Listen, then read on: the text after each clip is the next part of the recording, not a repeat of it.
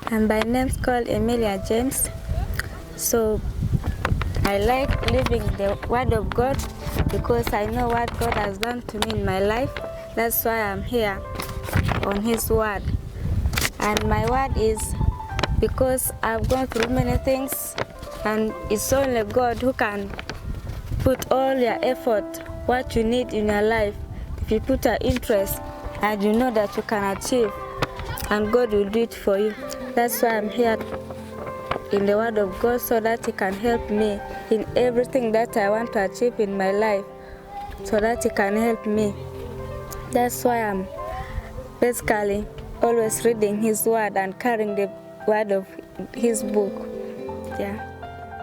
This affirmative today, the workshop is so nice because I know I don't know how to draw, but I think if you can always be coming here and teach us how to maybe to achieve our goals in future, so that we can know best what to do in our lives and achieve our goals also.